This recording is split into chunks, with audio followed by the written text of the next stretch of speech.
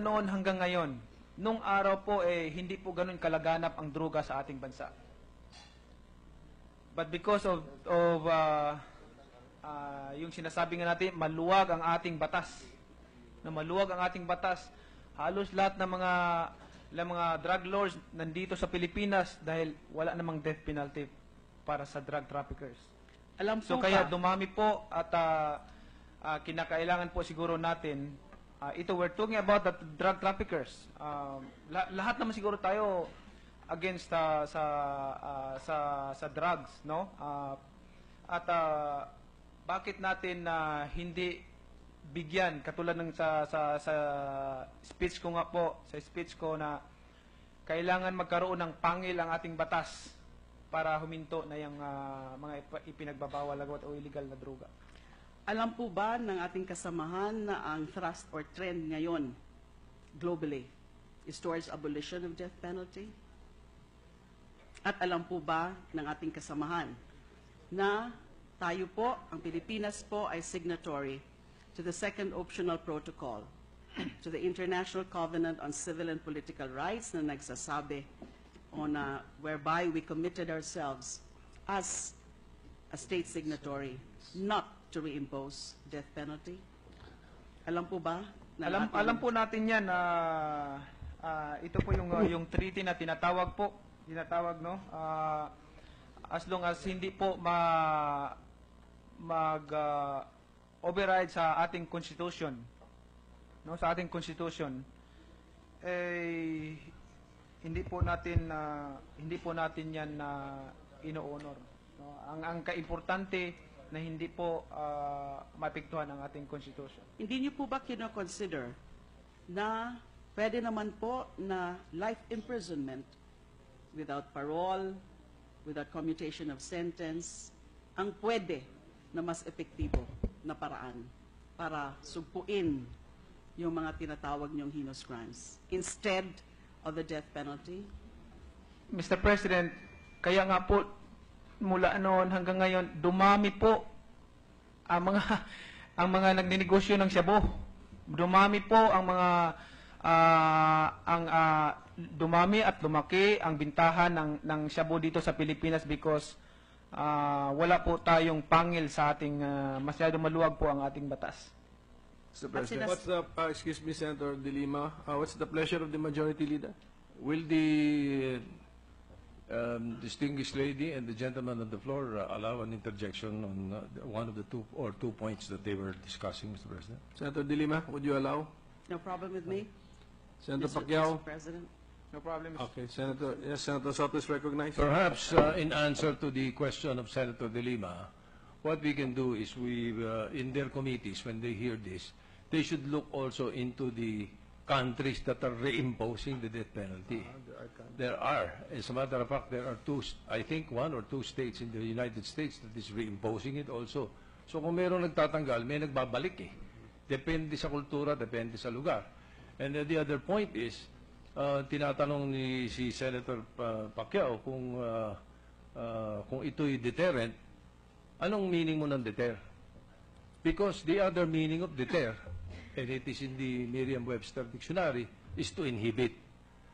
So when you prevent, when you inhibit a person, di ba, you inhibit him from committing the same crime again. Katulad nun mangyayari sa mga drug lords. Nakakulong si Muntinlupa, may spa, may recording studio. Pero yung mga mahihirap na nakakulong, na reclusion perpetua, taga-masahin ng mga mayor, taga-linis ng kubeta, ginugulpe, ginagawang babae sa gabi. Di ba? Tingnan mo yung ginagawa sa mga mahihirap na nakakulong. Pero yung mayayaman na nakakulong, mga drug lord, habang buhay silang masaya doon at nakakapag-operate pa. That is one of the reasons that we should look closely into the definition of deter. Perhaps that is what... Na pwede naman po na life imprisonment without parole, without commutation of sentence, ang pwede na mas epektibo na paraan para sugpuin yung mga tinatawag niyong heinous crimes instead of the death penalty? Mr. President, kaya nga po mula noon hanggang ngayon, dumami po ang mga ang mga nagninegosyo ng shabu. Dumami po ang mga dumami at lumaki ang bintahan ng shabu dito sa Pilipinas because wala po tayong pangil sa ating masyado maluwag po ang ating batas. Mr. President, what's the, excuse me, Senator De Lima, what's the pleasure of the Majority Leader? Will the distinguished lady and the gentleman on the floor allow an interjection on one of the two points that they were discussing, Mr. President? Senator De Lima, would you allow? No problem with me, Senator Mr. Pacquiao? President. No problem. Okay, Senator, yes, Senator Soto is recognized. Perhaps in answer to the question of Senator De Lima, what we can do is in their committees, when they hear this, they should look also into the countries that are reimposing the death penalty.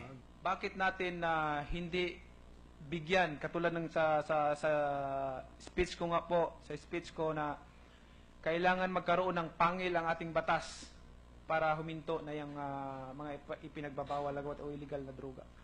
Alam po ba ng ating kasamahan na ang thrust or trend ngayon globally is towards abolition of death penalty? At alam po ba ng ating kasamahan na tayo po, ang Pilipinas po ay signatory to the Second Optional Protocol to the International Covenant on Civil and Political Rights na nagsasabi o na Noon hanggang ngayon, nung araw po hindi po ganun kalaganap ang droga sa ating bansa. But because of yung sinasabi nga natin, maluwag ang ating batas. Na maluwag ang ating batas.